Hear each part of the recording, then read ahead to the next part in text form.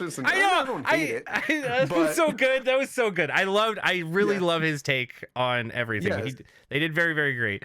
It's so great, but I mean, go ahead. This is your time to shine, and also maybe convince me differently. But no, I won't. I'm in.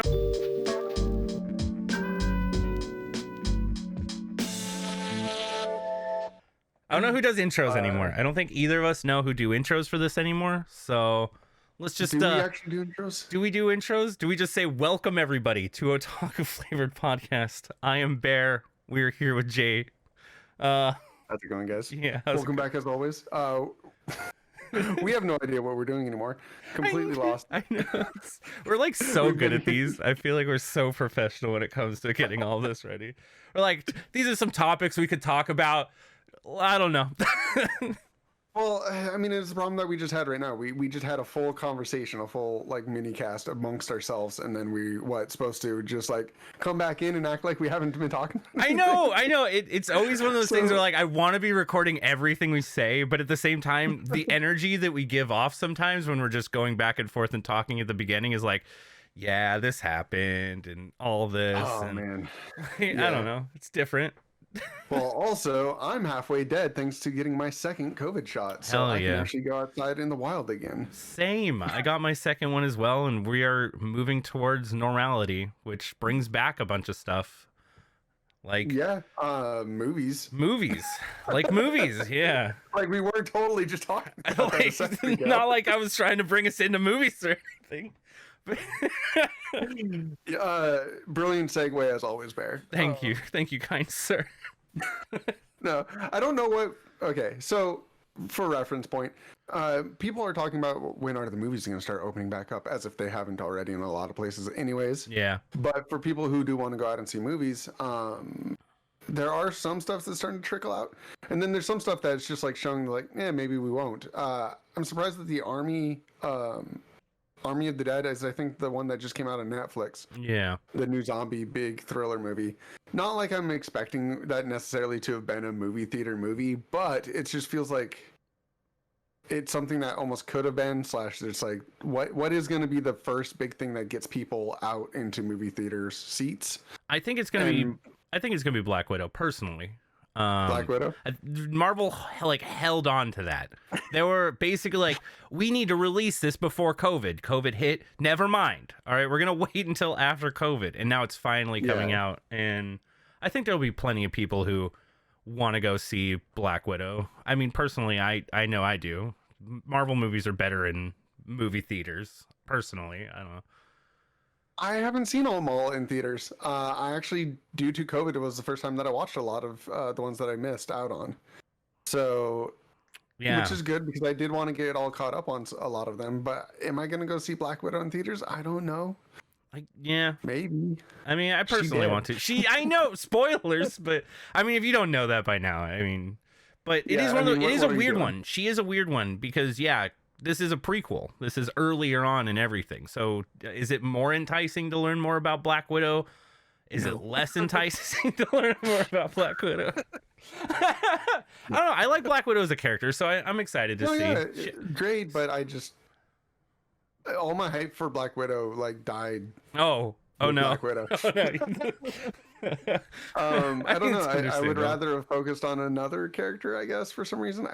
I get that people really enjoyed her, and it would have been great if it would have came out like 5 years ago. I would have been just hyped. Sure. I do think she deserved a movie earlier. I think that would have been much better as far as like chronologically goes.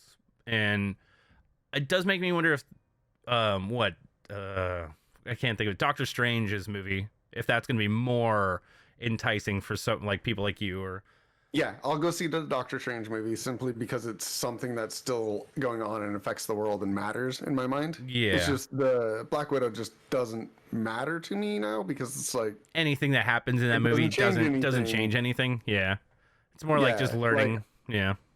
I loved the TV shows that just came out, like the Scarlet Witch TV show. I loved that. That was very good. That was dope.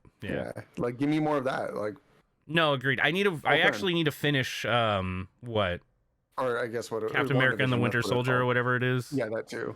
I haven't finished that yet, and I heard that it ends pretty good, so I need to get caught up before I'm looking for Loki. I'm like literally waiting for Loki personally. But yeah, I like Loki as a character. I completely want to see all of the new current stuff, and even the stuff that I missed out on. I went back and was really happy to go watch it, and I think I'll go back and watch like Black Widow at some point. It's just it does. Yeah, is it a movie that you need to go into the movie theaters and see?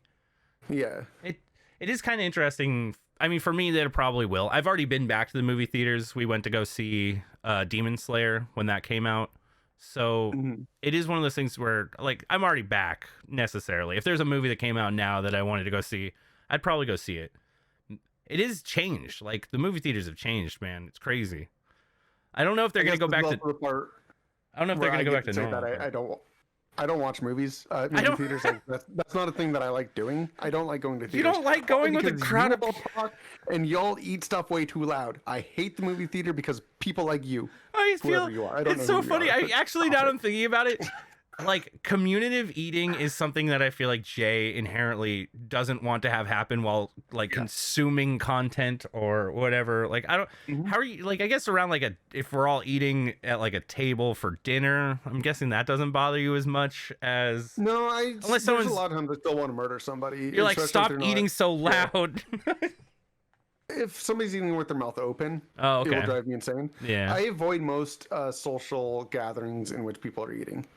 It's actively a thing I just don't go to. That makes a lot of sense. Now that I'm like looking back over my like period of time of being friends with you for all of this, that does weirdly enough add up. So yeah, that might check out on the fact that I'm oddly missing from all those times that everybody went out to go eat. But I definitely, I could see that affecting movies and being like, that's not, I don't like the whole movie experience. I personally... I'll bring earplugs and everything to them. I'm not like bothered by that experience, but yeah, I definitely, for me, I do enjoy it being on the big screen. I like the better surround sound system than my personal home. Does it bring enough to make me warrant going out to movies? Not a lot of the time. It really has to be something that benefits from being on a large screen. And I guess anime is one of those things. The beauty of VR, my friend. I can watch stuff on the big screen in VR. I guess which that's is not an option for everybody, and I get that. But I mean, yesterday I watched the premiere and the Adventure Time Reunited Again movie that came out, or it's like extended episode movie / thing that they did in VR chat exclusively, unless you want to watch it on HBO is I guess the other place where you could go watch it, but you got to go pay for that. So you can go watch it for free right now in VR chat. And so me and Katie went and watched that, and that was freaking awesome to go see. Wait, is it like actually sponsored by Cartoon Network to go? I believe it's a sponsored world that's only there for 1 week. I didn't see all of the necessary things there, but it's a full recreation of their treehouse and the lands around it. What? And it's like... is it only going to be there for a week? Look really, really well. Is that week over? No, we got 5 more days. 5 more days. 5 more days, boys. I might be getting it by the time this comes out. Okay, I might be hopping into VR chat. I might be doing that either tonight or tomorrow. I don't know. That sounds sweet as all hell. I love Adventure Time. That was one of the shows for me that the pilot sucked me in super hardcore. Like, I was like, what is going on? There's a lot to unravel here. This is not just your average cartoon. And yeah, it reminded me of like why I like watching that style of cartoon. It's not like just your stupid humor. It does have stupid humor. I'm not saying that. It definitely does. Not saying that Adventure Time doesn't have stupid humor, but it has more than that. It is the overarching plot episodes really make that show. In my opinion. 100%, which is cool. But there's a lot of filler. That would be interesting. Someone's got to done a list of cutting out all the filler and just the actual story arc episodes. I'd be down to watch all those. I would actually be down to watch all of those. Yeah.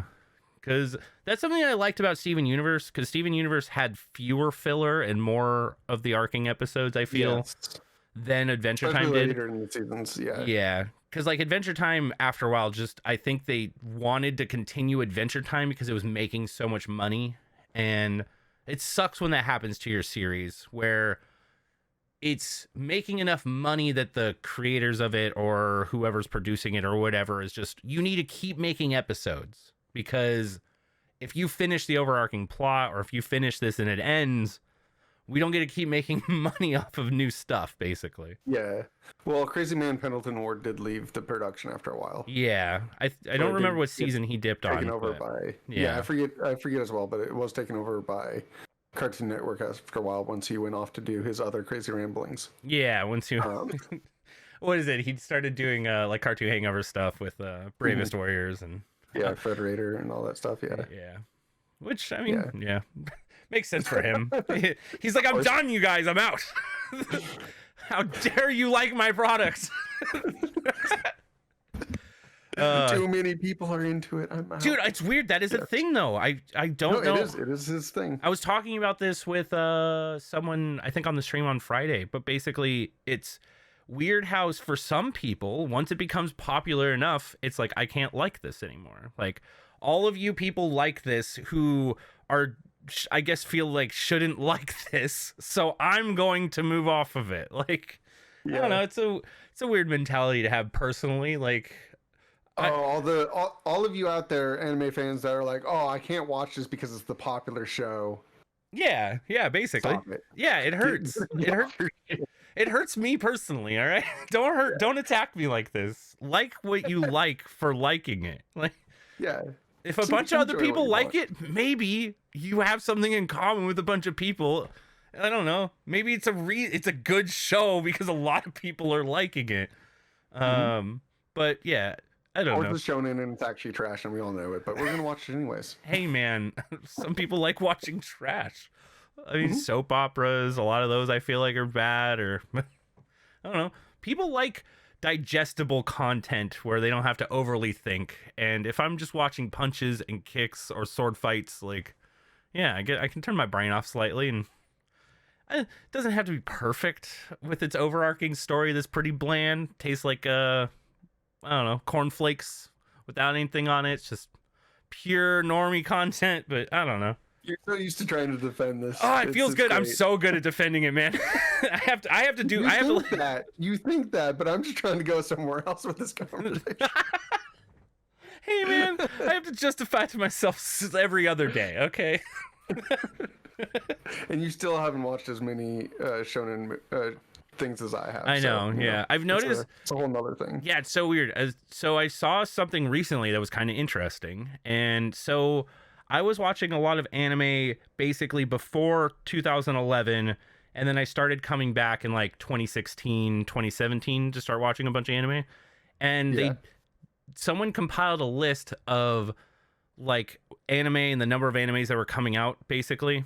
And in 2011, it starts to spike and basically spikes up exponentially. So out of every anime, there's basically been more anime made in the last, like, I don't know, 5 to 6 years than everything else before that combined. And it was ridiculous looking at the chart and being like, oh, there's a lot of anime out there, you guys. Oh yeah, I mean, we get like 5 to 10 literally just based off of mobile apps every year, it seems like. Yeah. Plus then we get every season. Jeez, because that seems like the biggest like new market that there is just mobile game animes. And more of them exist than you think that they are. Like, there's a good chance that you've watched one and didn't know it was for a mobile game. Yeah.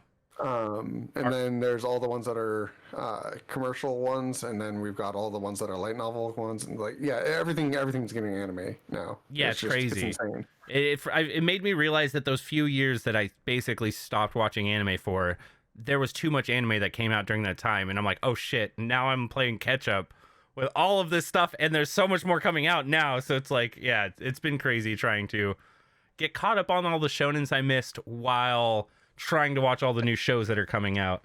And yeah, it's kind of a task. It's basically impossible. But luckily, a lot of it's trash. Yeah, I've noticed what I do now is I watch a couple episodes of something that I missed, and I'm like, cool, this could either get really, really good, or I'll find out later if I should come back and finish it.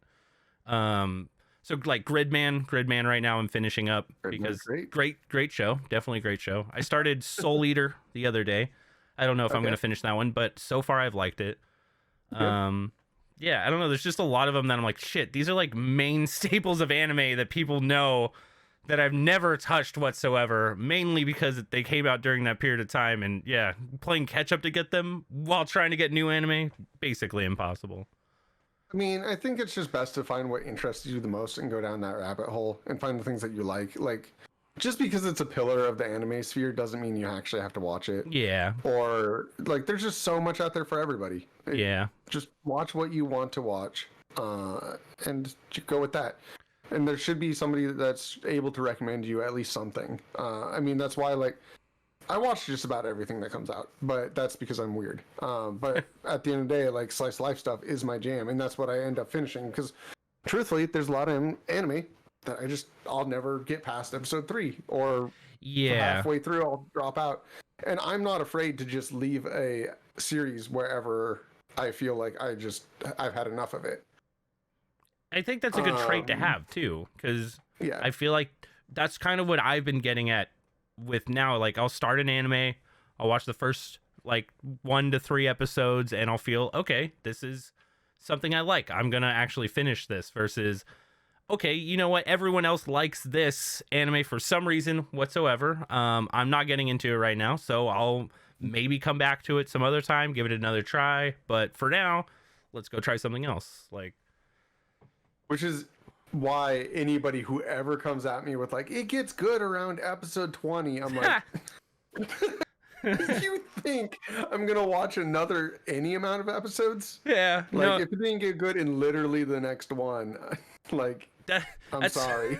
I think that's the problem with, especially like Shonen's has the worst of this, because it's like, that doesn't get good until episode 100, bro. Like. But yeah, no. I feel like if you're not it never got good. If you're not just too invested. I don't know, man. Okay, maybe. But no, syndrome kicks in around episode 100. Gotcha. That's pretty real. That's actually pretty real. It's just people like trying to drag other people in. I don't know. I will defend One Piece. I do like One Piece, and I think for me, yes, for me, it really comes down to what, as you're saying, what you like. If you do enjoy it, watch it. If you're someone's telling you by by episode 100 it gets good, well, before that part, if you don't like it, you're probably not going to like it past episode 100. Like, I'm pretty sure you can tell. Good is a flawed thing. So you yourself are agreeing that before then it was terrible? Then why did you even watch that far? Yeah. I get that. You could put your attention somewhere else that was good the whole way. I get that a lot with certain animes too, like Steins Gate. When everyone was trying to get me to watch that, they're like, you have to get to episode 7 and then it gets good. And I watched episode 1 and I'm like, dude, you guys, this is good. Like, I love Steins Gate. I like episode this. 1 forward was great. I love this anime already, you guys. You don't have to tell me. It's weird that in your head you thought, okay, this isn't good. This isn't good yet. Oh, I think the weird thing for me, I think it comes more across in as this is when like the show got better. I guess, if that makes sense. It's like the show was good, but it got better once it hit a certain part for them. But in their brain, they're just saying, this is when it gets good, you guys. I don't know, but... No, I mean, I disagree with it too, because on the idea of like, if I'm not liking it, you're telling me that your gets better is going to be enough for it to get good in my eyes. Like, that's even more flawed, because then it's like, something I dislike at best, the next level up is mild indifference. Yeah, it's true. Yeah. Like, is that where you want me to get to? Is indifferent to it, to where I'm literally gonna forget about it? At least with me hating it, I remembered it. I guess that's true. I need someone to watch it so that I can talk about it to them. All right, Jay, you're the only other person. So it gets good at episode 7 so that I can talk to you about it. I mean, okay, like, when I talk about something that gets better, I talk about like season 2 of Mob Psycho 100, where I'm like, it gets better. Like, there's no doubt about Mob Psycho season 2 is better than season 1. And season 1 is a banger. Season 1 is amazing. Love season 1 all the way through. It doesn't get good at any good point except for episode where it's amazing and keeps going. And then season 2 somehow gets better. So it's like, if it gets better, it gets better, but there's no... Stop trying to sell it to people who don't want it in the first place. Yeah, I guess. I think allowing people to make up their own mind. I like giving anime basically 3 episodes, unless the first 2 are just so bad that I can't get through them. But because you can usually tell. Sometimes anime starts very slow depending on what type of category you're watching or like what genre you're in. So sometimes it is nice to give it those couple episodes to air out and kind of figure out what direction it's going. But yeah, if you're not feeling it by then, you're probably not going to feel the rest of the series. No, in fact, probably my disliking of it will just continue further and further until it gets to that good point, and at that point it'll probably just be a like vindication moment for me to be like, yeah, it was bad the whole time. Like, no, that's what I was. It's gonna compile. Like, it's gonna get worse. That's what I was more just thinking in my head. Yeah. Like, it's a losing battle, and I recommend people not forcing other people to do it. One of my great friends that I used to go over to his house like every other day to watch anime with, I stopped going to his house after he forced me to watch Danmachi. Oh shit, that was the breaking point. That was like, hey dude, I'm gonna go watch what I wanted to go watch. Like, that was bad. That was the worst thing I've ever watched. And he's like, I loved it. And I was like, yeah, I've watched a lot of questionable stuff with you, but this one just like, I need to go watch stuff I want to watch at this point. Like, this was like the end of our every night like hangout anime binges. Yeah. Because it never got good. I have a weird one for that too. Like, I start a lot of anime and then I'll like start watching it, and then Tiff will want to start watching it, or I'll have other friends who want to start watching it with me, and it becomes this weird thing where I don't feel comfortable watching past a point because it's like we started the series together, we want to watch it together, and then all of a sudden they'll basically be like, oh, I don't feel like watching, and then it'll slowly become, oh yeah, we never ended up finishing that because you never wanted to finish watching it. And I've been getting better at it where it's like I give it like a week, 2 weeks.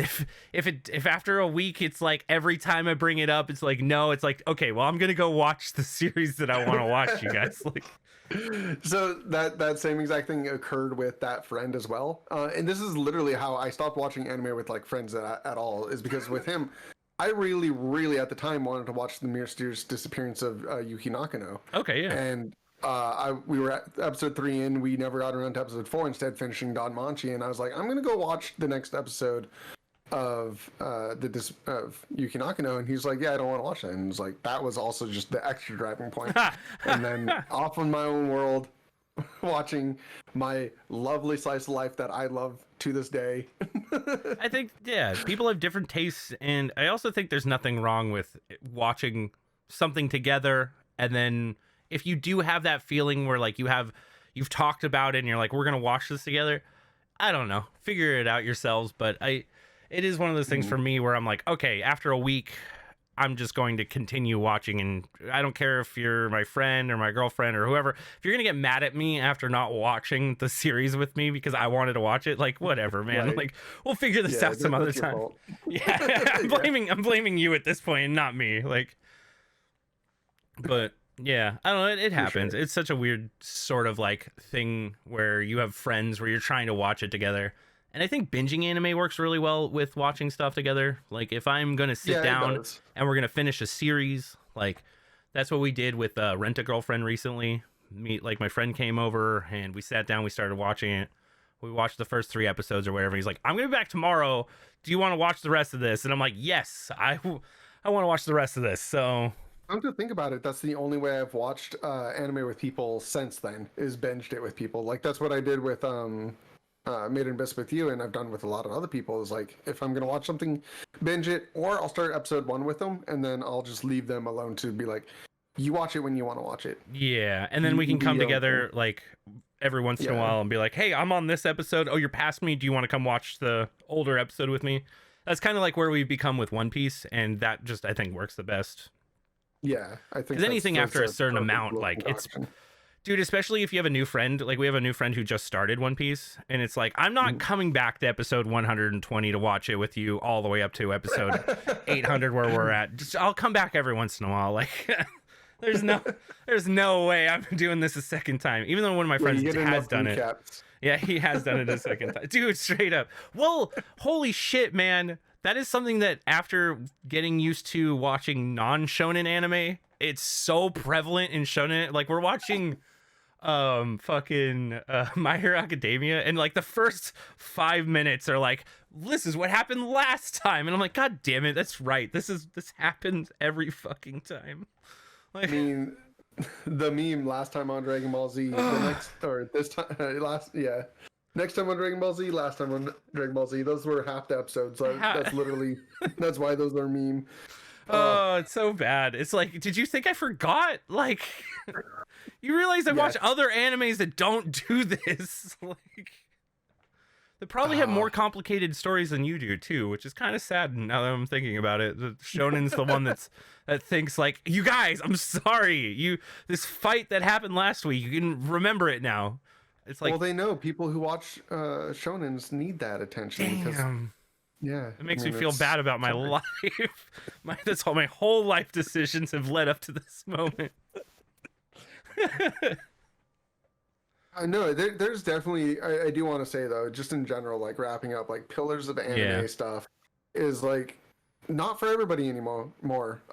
Nobody needs to go out and watch Evangelion because that might not be the mecha for them. Like there's other better mechas for other people. That might be the best mecha for you, but I mean my favorite mecha is Eureka 7, like Full Send. That's the one I want to recommend to people because it's one of the best love stories in anime. So I recommend that to a lot more people than I do other stuff. But Evangelion, like it has its place for the right person, and very rarely is that person like a new anime person nowadays, especially. No, it's too old looking for them. It's too weird for like it's impossible to get so many people in when there's other stuff to do. Like even Darling in the Franxx is a better sell most of the times because it's just equally as weird, but at least looks quality to them. It's like trying to get people into Gundam. Like I'm not going to tell them to go watch the original series. Sure, I did. I loved them all. But I'm going to tell them to go watch the new Unicorn stuff because it's going to be what they're expecting it to be. And they don't necessarily need to know all those old things, and that's fine. So Akira, all those great things, like I love all these things, but I'm not going to force anybody to watch them. Fully with them too. I think that's a good way to be because especially now with the abundance of anime and how much is out there, it almost comes across as I've watched this. I used my time to watch this. I need someone else to watch this and appreciate it as much as I did. And I think it really comes down to nostalgia a lot of the time that's keeping those things as high up on that pedestal as people keep them. Like I've gone back recently and watched Evangelion. And I mean, I do love Evangelion. I still do. I still loved rewatching it. Great. It's a good series, but it made me really realize that it's not anime that is coming out nowadays anymore. Like it's its own separate old thing. Akira's same. It's just different. Same place. Akira's so slow at some points. Like that is one of the most dragged on experiences in some way. It's beautiful. It's one of the like prettiest anime movies because I know it's all hand drawn still. It was during in that era where they were hand drawing everything, and I don't know. Like if we're going for an old mecha show like Gurren Lagann. Gurren Lagann is like that is definitely held up. That is one of the ones where like I'll agree with that. I would totally tell somebody modern to go watch that one because that one's still going to hold up. Like there's the few times that where it does, but at the same time, like we got to remember back when we were watching those things, there wasn't anything else to watch. No, that's exactly. Why they were the pillars. Is like people asked you what to watch. There wasn't anything else to watch. Yeah. Except for some really obscure stuff, and chances are you didn't have any way of creating those weird, and obscure things. It's kind of strange because like even Evangelion, like going back and looking at it, it was like an upgrade from the older anime, even like Fist of the North Star, or like looking at like the really old stuff and being like, okay, well this was a step up, so this is why I'm going to recommend that to you. And we're kind of now doing that again, where it's like anime now has come so far as animation, putting in 3D in a tasteful way. Like it's gotten to a point where we expect certain things from anime that those didn't even have back then, basically. But for sure, although and it sucks to say, but we've unfortunately have lost yet another titan of the industry from back in the day. The creator of Berserk unfortunately passed away a couple days ago, right? 2 days ago. Yeah. which is sad because literally just started Berserk and I'm so far liking the series. So, but yeah, I feel like I cursed it. I was like, oh no, not like this. But I have a friend who's been super into Berserk, and he's been trying to get me into Berserk for a while back in the day, and I never really got into it. But yeah, he always hyped it up a lot. So I'm excited to see where it goes. I can understand why people like it so far.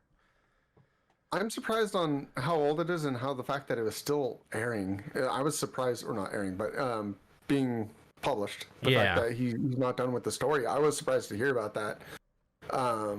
Because I haven't really followed Berserk that much. I enjoyed Berserk just a little bit back when I watched the original series. I never really read much of the manga and pretty much have fallen off completely with it. But still, knowing that it's tons of people's absolute favorite. Yeah, it's always sad when we lose someone like that too, who is part of the anime community in a huge way. And I always am extra sad when it's during like something that's ongoing, where they weren't able to actually finish their story and wrap it all up. So maybe in his head, like, this is how they wanted it to go. Like, he was never going to let this go and basically was going to keep going. But yeah, who knows? It's always... Hopefully he left notes for them, and if it continues ongoing or if it just ends, who knows? But... yeah. Either way, yeah. It'll be a series that goes down in history for sure. Oh yeah, definitely is going to be one of the ones that everybody always still talks about, like all the old ones, all the greats. But I hope it gets a good anime adaptation someday. Like, I mean, one day, yeah, it deserves something. It deserves better than it's. Especially the latest one. I tried watching like the Universal release, the one that's like all 3D, and couldn't make it very far. That's brutal. It hurt a lot. Oh, 3D. Some people 3D is a subject that we should go on an entire rant about one day, but sometimes it looks good and sometimes it's complete trash. And I was trying to think of an anime that does 3D really well, in like a tasteful way where it puts it in every once in a while. To me, 3D feels pretty jarring the majority of the time I see it. You're like, oh, this is clearly 3D, and it just feels out of place. But so if you look at like a Hosoda's film, by like all the stuff that he's worked on, there's actually a tasteful amount of CG throughout all of those. But he does something very unique that I love about his work, is the fact that all of the CG is hand drawn back over. Oh, that's smart. It's just used for reference, shape, design, and movement. And then they go back through and just make it look like the rest of the entire film. So that way, to the eye, it's cleaner, it moves really well, and it's almost like, this looks so amazing. How does that look so amazing? It's because he's just gone over this amazingly done CGI scene so that way he could get the shot he wanted without trying to like guess the proportions and guess the movements and guess the shape, which creates something as dynamic and amazing as what his films are. So I have seen 3D used like that before, where it can be done right. And you know, CG in some ways, like there's other examples that I can't think of right now, which is why I think we should come back to this on another day where we can get some notes together. But no, I agree. Yeah, it can be placed in, and sometimes the best is if you don't notice it. Because I was, before I even brought it, I was like, in my head, I mean, even the other day, I was like, okay, where's some animes that feel like this is done in a tasteful way? And I was like, I can't think of any. And it's probably because it was in there in such a way that I was like, okay, well, this doesn't feel like 3D. So therefore, either my brain skipped over it, or my brain's like, this is clearly 3D, but I like it. So, but yeah, I think 3D can definitely be done in a way and kept in fairly well. It's one of the things recently with Attack on Titan where they were talking about how it like felt jarring and bad and all of that stuff. And I know it can. It definitely can. I don't think that was a good, personally, of a way to handle that, but time restraints, 3Ds must be faster. Like, oh yeah, it's definitely quicker, but there's also a lot of stuff where you see 3D like engines that are able to render stuff and make it look 2D that we're starting to see come up a lot more. So there's a lot of that stuff that like will shave off the time but make it look proper in the end. So I think the more that we get that, it's just like the timing and movements is the one thing that still like we can tell is off a lot of the Yeah, times. I could see that. So the trick is at that point is like when they don't edit it at the same frame rate as the animation is a big problem. So a lot of times they'll be like filming on or doing all the stuff on twos, which is every other frame is a drawn area, and then they get to the CG and it just starts playing, you know, a full, you know, at like normal speed for stuff, and then that looks completely terrible. Yeah. So the fact that they don't like go back and like trim that stuff to play on twos the same way that the regular animation is, that's just a big problem that the industry just doesn't seem to have time to go back and like hand tailor stuff like that. Or care. Yeah, I don't know. Yeah. It might be one of those things where it's not that big of a deal so far. Maybe we're making a bigger deal out of it than, and I think that's it might also be handled by a different studio too, which could be a whole thing. That could be a whole thing. True. I don't know the logistics of bringing in a 3D animation, especially if you're a 2D animation studio and now you're outsourcing that and having to stick it in. Yeah, you're like, I don't know how to get this to sync up correctly. I'm just gonna put it in. Like, yeah, that's a whole ordeal. I would definitely think that deserves a whole conversation though. We were talking about Ruby and things like that. I want to do an episode dedicated to talking about fully animated or fully 3D shows too at some point. Yeah, I think we should totally have a talk about all of those. And Ruby is a great one for us to talk about. Not by a lot of people's standards in anime. Same thing as Avatar and all those other ones. But you know what? We love cartoons here. Yeah, we do love cartoons here. I mean, dude, I want to go to that Adventure Time thing so bad, not to like circle back to it 100%. But man, that sounds so goddamn exciting. I checked it out before it's gone. I'm so glad I stumbled upon that. I'm lucky enough that I go into VR chat enough to actually accidentally see that thing. Sure, you can go watch it on HBO right now. Yeah, that doesn't sound nearly as fun. Do they have avatars? Cool. And also, you'd have to pay for that, huh? Do they have avatars? Yeah, they do. They have a full like cast of like the normal people you'd expect, plus a few other random ones. And cool! Hell yeah! Totally worth on there. I was running around as Jake yesterday. It was great. I want to be Finn. Oh, that's we should get a whole cast of us together as different characters. I'm down. I know. I 100% know I can grab some people. So yeah, it'd be fun. That'll be sweet. I know for the people who listen to the other podcast, we will be doing VR laser tag one of these days. Trademark. Okay, we'll get there. I definitely want to do like VR events and things like that with all of you guys. I think you guys would enjoy that. Anyone who has VR, that is. Nice thing about VR chat, you can play without VR. I don't think laser tags a little bit. Yeah. I don't know how. Yeah, I don't know how laser tag is gonna feel not in VR, but probably won't be the same. It won't be the same, but it'll be like you're playing a first-person shooter. I'm guessing. Yeah. With impedance. Yeah. I mean. Best of luck. Good luck to you. Yeah. I don't know. There's a lot on the horizon too that are coming up. Something that you shared with me actually today that was a really good video that I'd like to link down below was about Star Citizen. And I don't know if we want to go into Star Citizen right now, but I've been kind of wanting to talk about this and see like directly what your opinion is, because we've touched on it before. I know we've talked a little bit about Star Citizen on this podcast, but this was like a nice deep dive. The video was, at least, that went into all the assets of what this is, and it summarizes pretty damn good. I was very impressed, truthfully. Because it does a lot of good work on telling everybody to scam. Good night, everybody. Have a great one. No, my money. Damn it! I knew it from the I actually, but it is interesting. What's your actual opinion on Star Citizen? Do you think it's ever going to come out? Do you like? It will come out, of course. It will come out at some point. It's gonna draw a lot of hate when it does. It's not going to be what it dreams to be. It has so many ambitions. Everybody's trying to say there's nothing like it. There's a lot of things like it. But they're like, oh, but it's trying all these other things. Yeah, and it's not going to deliver on most of those things.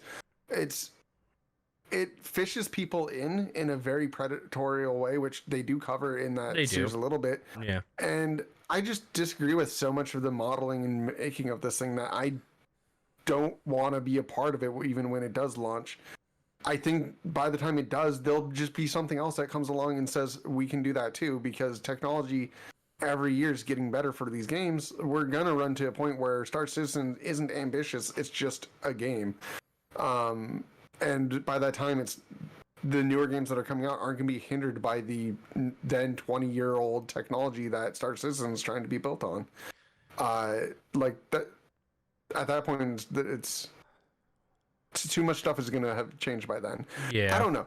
I have so many problems that I have against Star Citizen. And I'm covered in the start of that show as the guy who's like, I hate Star Citizen. I know. I don't hate it. That was so good. That was so good. I really love his take on everything. Yes. They did very, very great. It's so great, but I mean, go ahead. This is your time to shine, and also maybe convince me differently. But no, I won't. I'm in a really weird spot for Star Citizen because I will say I am one of the people who I saw the original pitch. I didn't get in during Kickstarter because I was like, all right, there's no way that this is going to be done in the amount of time that they say it's going to be done. And then once it finally hit playable where you could do Arena Commander, I bought a ship, I got in, and I'm definitely on the fence of I want this to be close to the vision. I know there's no way we're ever going to hit Chris Roberts' vision.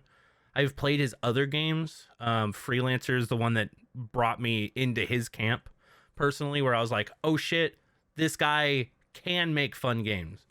This guy can make something in space that could potentially become absolutely awesome. Okay, let's see where this goes. And so, yeah, I was a backer for a really long time for their community. Like, I was an ambassador. I put quite a bit of money into the game via that. I only own one ship because I'm not a big fan of how they do ships, basically. That is one of the reasons why I stay away from it. I think that is very predatory. I don't think that is how they should be handling it. I think if they are surviving, it should be surviving off the people who were like me, who felt, okay, I have some extra spending cash. I am willing to give you guys money per month to make this into a reality. I don't like the thought of, I don't have enough money that I can afford these giant ships or things like that. Therefore, you're basically going to bloat the game when it first comes out. And I understand where they're coming from. I've actually visited CIG. I went to their studio in LA. I got to meet a bunch of these people. And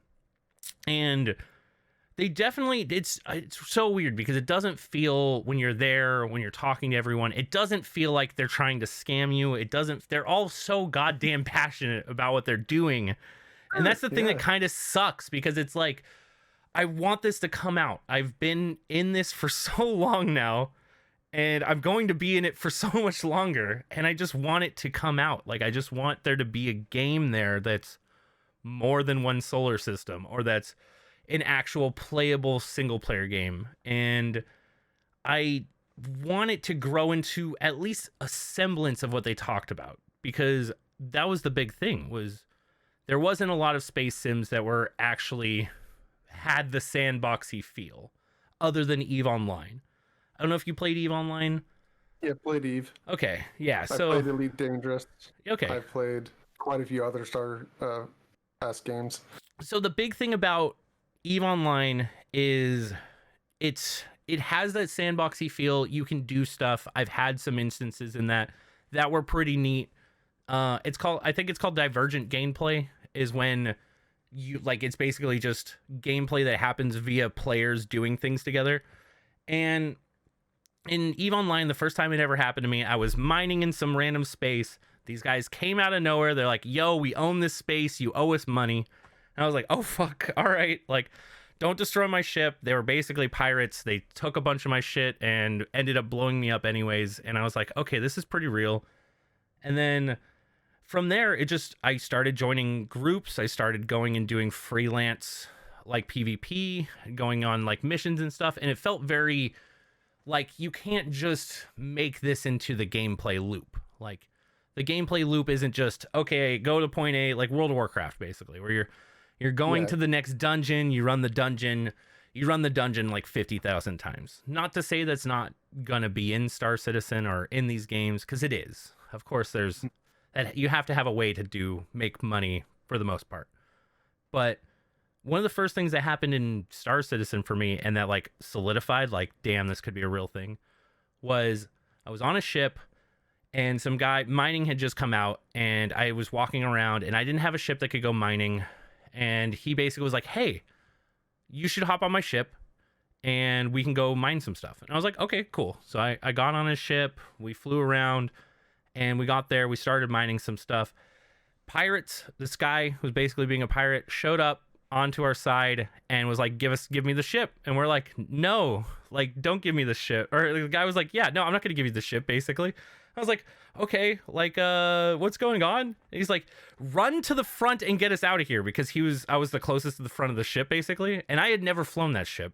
And I had never really flown much anyways. So I basically had to haul it as there's lasers flying through the ship. He's like mashing to bring up the elevator, basically. I'm rushing to the front of the ship. I hop in, I basically throw on light speed, we jump to a random spot, and he had destroyed our engines right as we were jumping.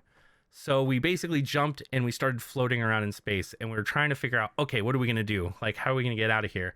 And the dude followed us. So he jumped to the same location where we did, shows up in the ship, and comes aboard and basically takes us hostage. It has us at gunpoint. And this is when everything broke, because he was standing in front of me with a gun, and I just started spinning the ship because I was like, I don't know what to do. And he glitched through the window out into space. And it was just really fucking funny. And at that point, everything broke. We all just started laughing or whatever. And he was like, okay, I own a rescue ship. I'm going to kill myself. I'm going to go grab my rescue ship. So the guy who was originally trying to kill us killed himself, got his rescue ship, came back with it's like an ambulance ship, picked us all up, got us all ready to go, flew us back to the station where we started. And I was like, man, what the fuck just happened? Like, so much just happened that was all player driven. This wasn't like something that would happen every time. This is a one-time event that'll never happen in the same way ever again. And it just made me realize that if I could get a game where I can go from space station into a ship to crazy event back to that space station at the end of the day, like, that's all I want. And I've wanted it for a while. Will Star Citizen become that? God, I hope so, but at the rate they're going, you're probably right, which sucks. I mean, worst case scenario not worst case, best case scenario, yeah, that all comes true, and then I get to enjoy it as well, but honestly, I'm just not putting the $300-something million that people have into this game. Oh, like, man, it's insane. It's fucking, every time a new ship comes out that's like hundreds of dollars, I'm always like, God damn, how are people still able to afford this? Like, yeah, people have like houses worth of money in this game. Oh yeah, 100%. The fact that some of the things that you can buy in the game doesn't even lock until you've hit a price rank inside the game is absurd to me. I knew, and that's gross. That's one of the things where, like, I didn't actually know that was a thing until he was mentioning that. And I was like, oh man, this is definitely like predatory strategy of, oh, you have a lot of money, well, here's this thing that's a lot more money. You already spent a bunch of money. You sure you don't want to spend more money? $25,000 packages. And I mean, it's not like there's other games that aren't. I mean, like, I love Genshin Impact, and that game's predatory as all hell. That game has stripped money from people to ungodly amounts. Yeah. I've seen one person that has like $65,000 in the game. His account looks like mine. Like, there's no reason to spend that much money. People are insane. Yeah, no, that's the thing that's trippy for those. Like, yeah, he spent like $60,000. You both have like the same looking accounts. Where in Star Citizen, he does a little bit more damage than me. That's cool. I knew a guy who had $100,000 invested, and he had a lot more than I ever did. Like, holy shit! Yeah. Like, he would basically just go show off ships. That's what he would do. He would show up on the space station. He'd show off his ships, and it would be like, this is sweet. But yeah, at the point it is currently, it is just a glitchy mess. Like, there's so many, basically you're spending hours of time to try to get that cool feeling gameplay that I talked about. And that's what sucks. Mm-hmm. Like, I know that gameplay is possible. I've had it. I've been there. But it's not something that's going to occur normally or very often in its current state due to how it's all being run. I've seen a lot of the things that he was talking about, how like a lot of the technologies that they're building from the ground up into this, I've seen them come into fruition, which is really cool.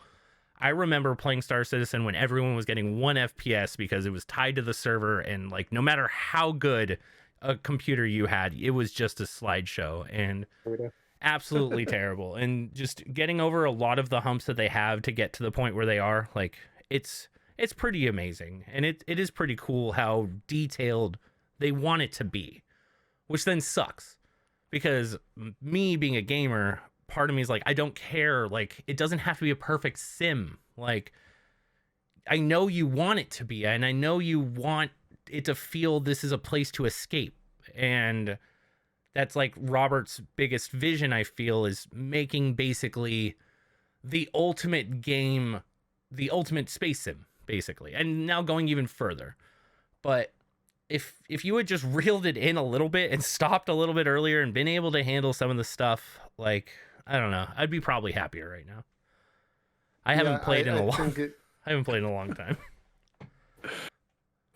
It's a test, I guess. I don't know. We'll see where it comes out, but I do have to ask the question. So, in my personal opinion, MiHoYo's idea of in Genshin Impact, the fact that people who spend a couple $100 versus people who spend a couple $1,000, their accounts generally look about the same versus somebody who's free to play.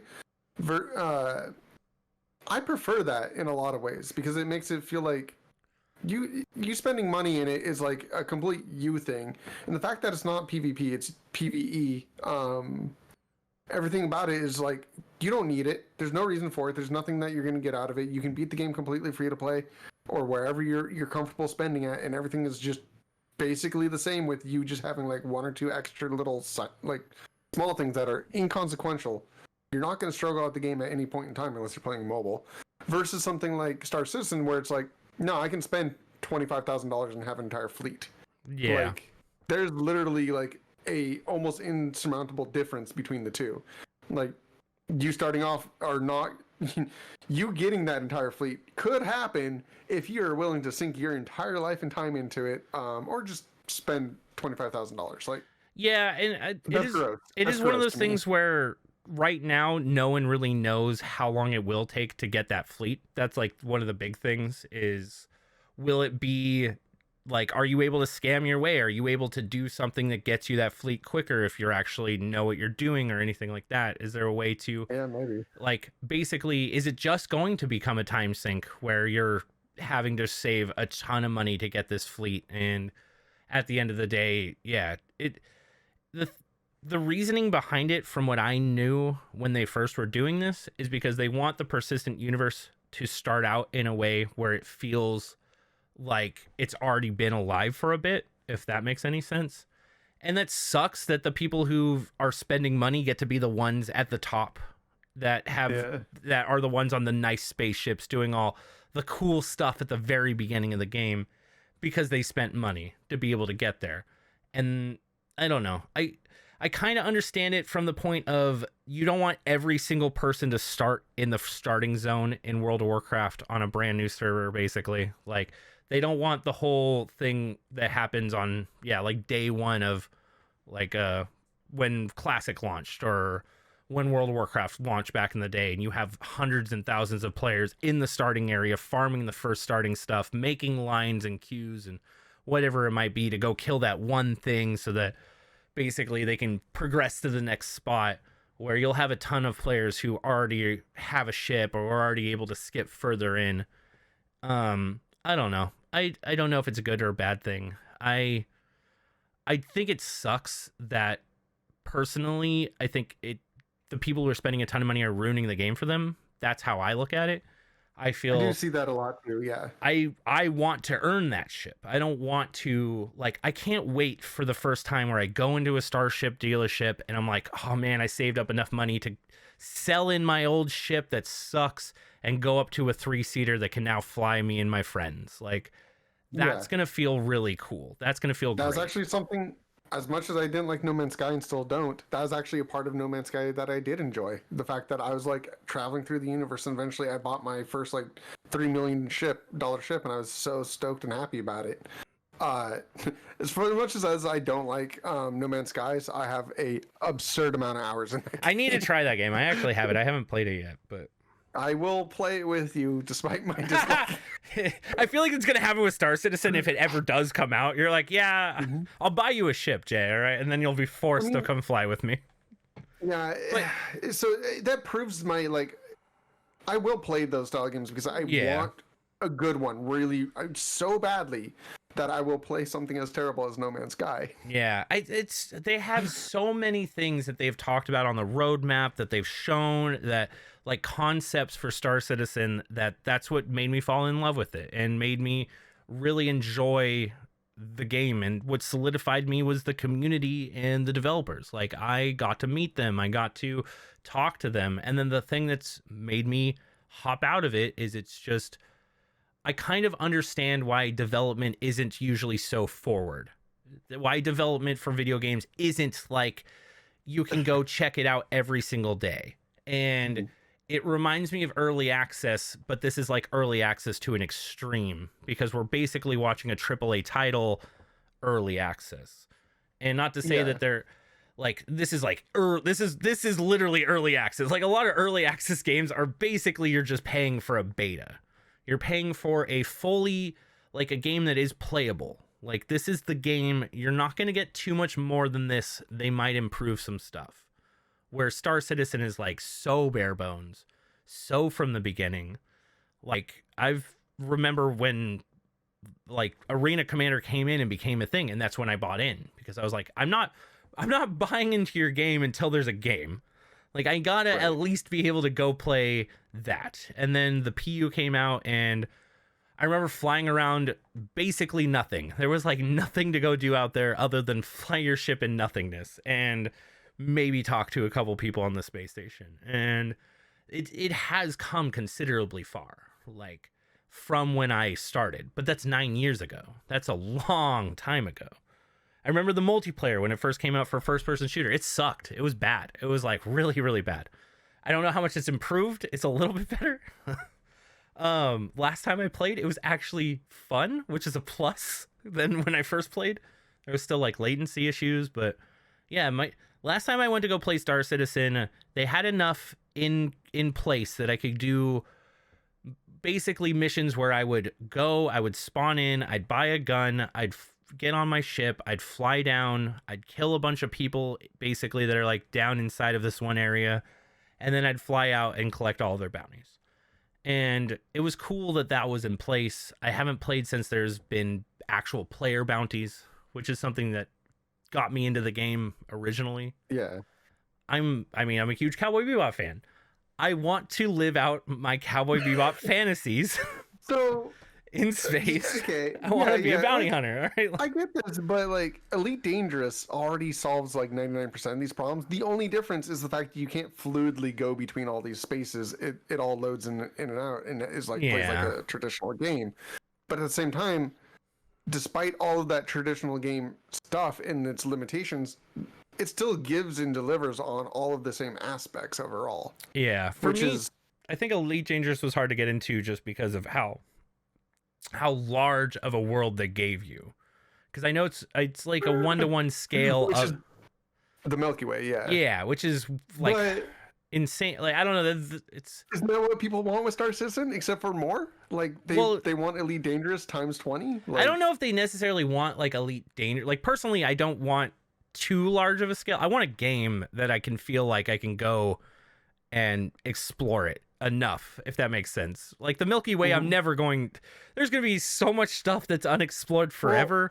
Well, like, so in Elite Dangerous, I never left, like, a small system area. Like, I played a lot of hours where I just did and created a community around a small area and never left to the creator. That was for those people, like, whatever. Yeah, and I guess don't want to interact with them. I know the local pirates here. I don't want to get in trouble in places I don't want to. Like, yeah. So... And I guess that's how I mainly was for Elite Dangerous as well, was basically just space trucking from small system to small system. I never went too far or things like that. And that was mainly because I felt like I couldn't go too much further than that, if that makes any sense. Like, going and just exploring in, like, opening up that map and being like, I'm going to go all the way over here takes so much time and so much effort. That it's like, I don't even want to. I'm going to stick to my small little place. I remember I was trying to play with a friend, and he was so far away that I was like, we can't play. Like, it's going to take me like a day and a half journey to even get close to you. Like, yeah, I guess I haven't been too bad off on like getting to travel to where I need to, because like even in No Man's Skies, I was in a part of the race to the center when it launched. oh, okay, yeah. I literally played hours in and hours out, just every single day, like as many hours as possibly could. If I had free time, I was flying to the center and warping as fast as freaking possible. And got there really, really fast amongst like just within the same amount of time that everybody else did for the most part, just to be let down. I know. That was so sad. That was definitely, I knew, okay, No Man's Sky is a weird one for me because that was 100% the same concept as Star Citizen in a way, where it's like, look at how grandiose of an idea I have, and I want it to be this, basically, but have no backup because I knew nothing about the dude. I knew nothing about, I don't remember his name. I don't even remember your name. I'm so sorry. But it was just one of those things where you have you have a grandiose idea, and I don't know who you are. Like, at least Chris Roberts, I've played a game of his, like, and it is fairly, like, if you go play Freelancer, it's crazy how much there is to do in that game, and how well it has those bones of, okay, cool, this is a space sim, this is sweet, it doesn't have multiplayer, but it has a story, it's pretty cool, like, I really like this. And it definitely gives me hope for when Star Citizen was announced, because I knew Star Citizen was going to do a single player campaign, which I'm very excited for, and I'm glad they branched that off, and they're like, we're going to give this to you sooner than the game, and I'm like, thank God. Like, so hold up, there's actually a thought line that I just had here. So No Man's Sky, they've actually updated a ton to this game, and have added an unbelievable amount of content, and you can go and build your entire own bases and all that other fun stuff, and there's a lot there for what you want to do. But if Star Citizen wants to be this glorious like sim it all, like make everything a sim, all the systems and everything are user generated, why are they trying to spend so much time building all of these cities and all the stuff for people to enjoy when they first join in? Why not let some players build and create entire cities? I don't know. I mean, why don't they do a Lance, like a city skyline sim builder for different worlds? Let people come in and design their own neighborhoods. So it's interesting. There's a game that tried to do this, which was EverQuest, and I can't remember what it was. It was like EverQuest 3, EverQuest 2. I can't remember. I think it was actually going to be EverQuest 2, if I remember correctly. And they came out with like their whole editor, and they were like, all right, cool, we're gonna give this to players, and we're gonna let players build all these cities and stuff. And they found out that players are pretty bad at building cities, and that players are pretty bad at like actually making content. But if they want a sim, well, I know, and that's the thing, I guess, is when we get to the point, how much of a sim is this going to be? Are you going to be able to play Minecraft on Star Citizen, where you go out and you start building shelters in the middle of nowhere and things like that? Like, I don't know. I literally, now I'm thinking about it, I don't know if that's even on the roadmap. It probably is somewhere, but is everybody going to be living the high life if there's no people living out in the slums? Like, how simmy are we getting here? I know. No, it's true. I want to be a street kid. I don't know. Like, guy logs in. Yeah, I've been playing for a year, still haven't gone out of my cardboard box. I'm homeless. Oh my God, dude. I don't have a ship. I have no money. I lost everything to the Galactic Empire. Fuck these people. Oh, still logs and plays every day. Oh my God, dude. That guy's gonna exist 100%. I kind of want to be that guy that's so fucked. It's like, just have an extra character that's like super wealthy, and then you have your really cheap character that you just like go on, or you even make that character super wealthy and he just lives out in the streets a lot of the time and yells, and every once in a while you see him getting on his space yacht, and people are like, wait a second, what the fuck, that guy? I just gave that guy credit. Don't worry, at any point you can pay $100 to get your character out of poverty. It's fine. Dude, that is another thing though, because I don't know, in EVE Online, right, All of that stuff is player generated. Your ship, if it blows up, it blows up. If you insured it, you're happy. And I know Star Citizen wants to go that route too, but I do wonder how that's all going to go down, because holy shit, dude, if you spent, I guess it's going to be the same as Eve, where I spent all this time and money to get this ship and then it got blown up by some random dude. It's definitely going to feel bad. And even in Eve, like, yeah, you can still pay to get ships. You can buy Plex and sell Plex for a shit ton of money and then go buy a sweet ass spaceship. Only different with like Eve Online is you literally have to invest time before they'll let you fly that ship. Or Star Citizen's basically like, go have fun. Yeah, which I kind of like. I like that because there's gonna be skill based. It's more of a flight sim, and I like that. So far, it's been fun.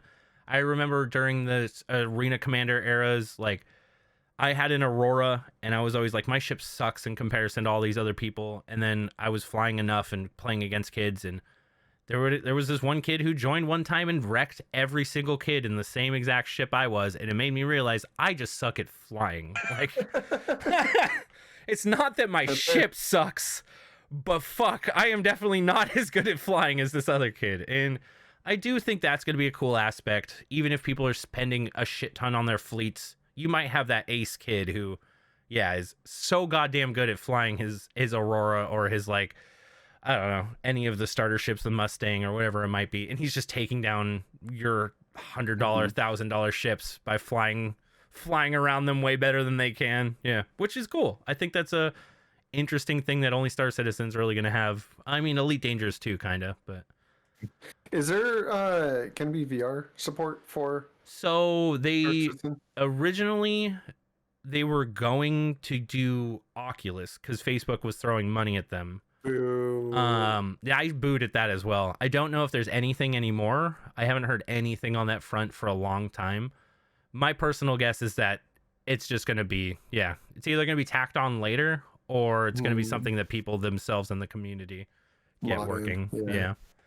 I'm sure both Elite Dangerous and No Man's Sky have VR. Yeah, I'm sure it's going to be there because it is a flight sim. And at the end of the day, like, if Star Citizen got VR, like, holy shit, like, basically VR... It would incentivize me to play more, yeah. Yeah, basically VR chat where you can get in a ship seamlessly and then fly in space, like, sounds pretty fucking dope. Like, yeah, honestly, if it could deliver that, I'd probably sign up just for that experience alone. Yeah, me too. I definitely know VR will bring it to the next level, but they need to get a game first. Like that, if they announced VR for this right now, I'd be like, oh man, finish your product. Like, you haven't played Squadrons in VR yet, have you?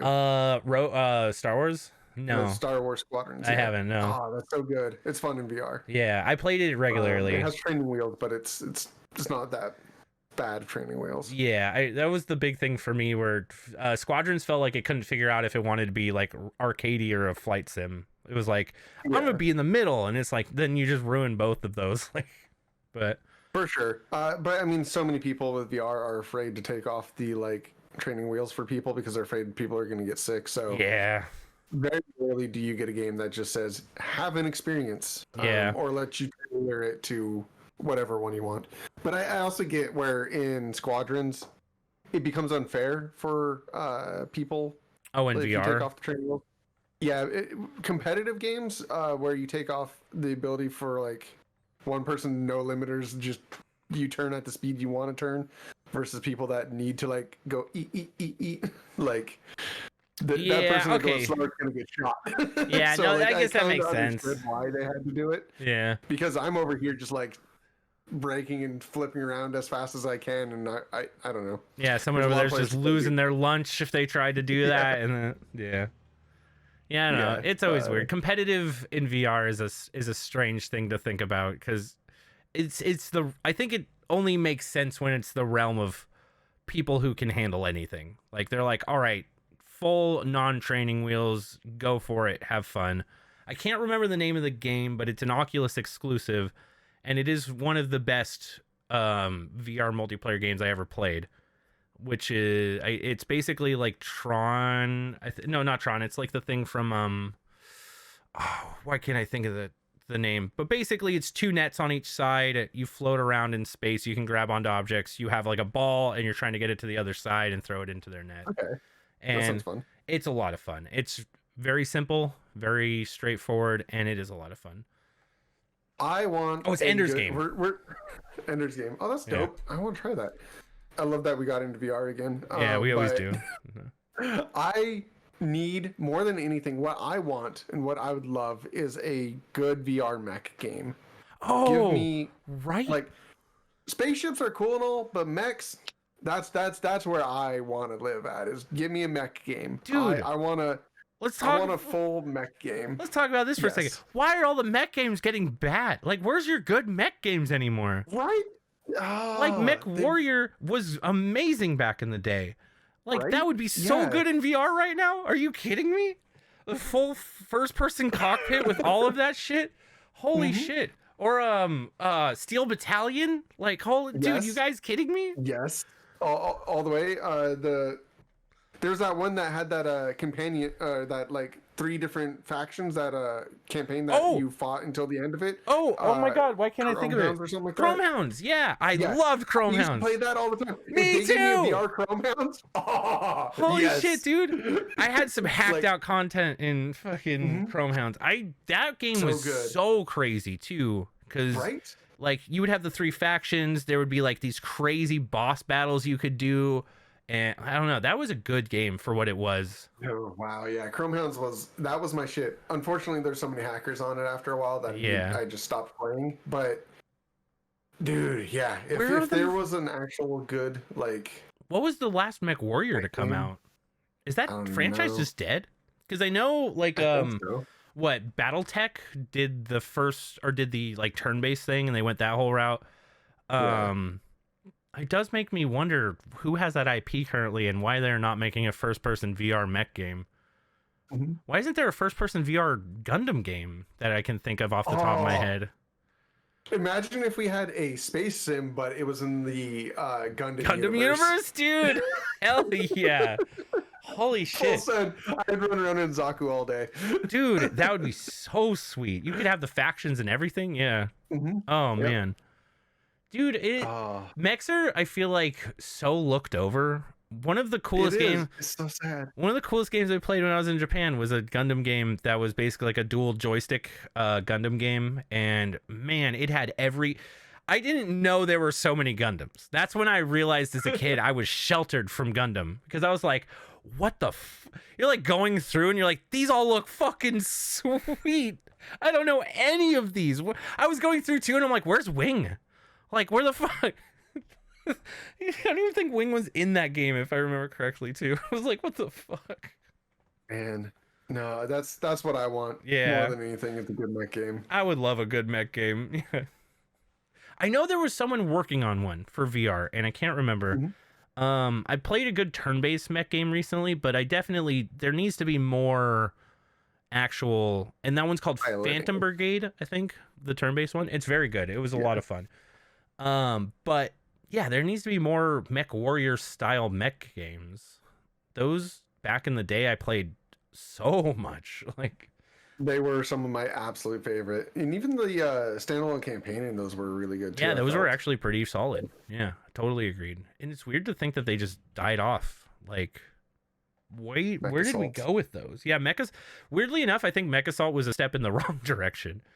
Because, yeah, to me, they kind of simplified everything. Because I went from like the simmy Mech Warriors to Mech Assault, and I was like, this isn't the same, you guys. It is definitely the most arcadey of them for sure. It is the most. I like the third one where you could get out of the cockpit and like run around. Oh, that's cool. Like, it had some, but it's still arcadey. Like, it was still just like shoot big missiles, things explode. Yeah. But as like death matches and whatnot, it was still fun. It was fun. I can't say it was not fun, because I did play quite a bit of Mech Assault when that first came out. But yeah, nothing will capture me the same as Mech Warrior 3. Like, Mech Warrior 3 to me was my epitome of playing Mech Warrior. We played 4 somewhat, but 3 was, we used to LAN it. We used to like play that game so goddamn much. Like, so I did play, I guess the newest one that ever came out and was very much arcadey is the, Oh God, I had the name of it when I started the sentence and forgot as soon as I was going through it. But it's the Titanfall. There we go. Titanfall and Titanfall 2. Okay, sure. Those were really good games, but they're definitely the mechs are just they're like Call of Duty mixed with mecha, basically. Yeah, Call of Duty with mechs. And that's like the closest thing to mechs that we've had video games wise in a while. That was like good in a way, but very much like arcade mechs where they have their one build out, there's nothing customizable to them, and they pilot just like a human basically. Yeah. Just clunkier. And also they move a lot faster than I like my mechs to move. Yeah. I'm trying to think too, like what would be a sweet mech game, and one came to mind. Dude, they need to do a co-op mech game that's Voltron. All right. That would be so sweet. Dude. All right. Combinable mechs. Combinable mechs. Yeah, 100%. Or something. Yeah, exactly. Yeah. Oh man, so sweet. Dude, because I mean, who needs, like, your mech games don't have to be all multiplayer fighting each other. I would love a co-op mech game like Gundam style or something like that. For sure. I'm trying to think the last Gundam game that I played that was really good, because there was one that was like first person that was pretty dang good, but I can't remember the name of it at all. Yeah. Nope. Give us a VR one and I'll be happy. Yeah. That's all I want. Good VR. If you guys know any, there's some attempts out there, but they're not very good. Yeah. If you guys know any down below, yeah, like some fringe thing that I'm gonna do some Googling after this for sure to see who owns Mech Warrior, because whoever's making Mech Warrior needs to make some sort of VR. Dude, if they came out with a controller like Steel Battalion, I'd spend some money to get a mech controller. Like, that sounds tight. Oh yeah, I'd be down. So, but you with VR? You'll have all it virtually. It'll be. Oh, that's true. I guess that's true. Yeah. Holy shit! Yeah, you can just grab onto it virtually. Yeah, what am I talking about? You got your everything already there in VR, so it's fine. Yeah. Holy shit. Would you like your slower paced mechs? It sounded like versus your faster paced mechs. Yeah. So I'm a big fan of Chrome Hound's mechs. Yeah. Okay. Or Mech Warrior. Yeah. Yeah. I liked Chrome Hounds a lot. Yeah, Chrome Hounds was good. I actually made a really fast mech in Chrome Hounds. What I did is he was completely lightweight, fastest wheels, and he had 4 of the things that were meant for destroying buildings, like the little spike things that shot out. And I would just run into you and spike you directly because it just did a ton of damage because it was meant for destroying buildings. And man, it was so great because I would go super wide. I'd basically leave the starting point and just flank. And anytime I was on a team, people were like, "What the fuck are you doing? Like, where are you going?" And next thing you know, I'm like taking out like their artilleries or like their crazy ones that just stay in the back, and they're like, "Oh, all right, I like this kid." So me and my friend Nate used to play all the time, and what I would run is I would run a giant howitzer, and I would usually try to stalk your starting coordinate like areas and just bombard. Yeah, okay, you were. Yeah, okay, yeah. So I'd snipe out a ton of people before they even got like partway through the map. Oh, I hated that. Yeah. And then Nate would have like a small little like dude who ran around like you had and would defend me for the most part. But I also had a ability to blow up my own stuff so they would fall off, so I could then use my smaller like weapons. Oh man, I love that. So I can move faster because the howitzers, those slow you down a lot. That was such a well done game. The multiplayer in that was prime. I really liked the faction side. Have you played oh god, why can't I think of it? It's like the Melee game with 3 factions that came out. Oh, I can't think of it. Anyways, it had something similar to Chrome Hounds where every season or whatever has the 3 factions fighting each other, and there's a map and you can take territory from each other. I've always liked that kind of style. I really like those style ones, yeah. It was the one that had like the samurais versus the Vikings versus like medieval, and it's completely escaping me right now. But someone can tell me which game it was. I can go look it up. I own it. For Honor. For Honor. I got it. Honor? Yeah. Yeah, I never played that. Oh, it's sweet. It's pretty good. But all right, well, I think this might be a good place to end it, you guys. If you guys know any VR like games that are mechas, let us know, because clearly Jay and I need to hop into a mech. Apparently, yes. Yeah. I'm completely down for it. Well, as always, remember to like, comment, subscribe, all that good stuff. And we'll see you guys next time. Later, guys. Bye, everybody.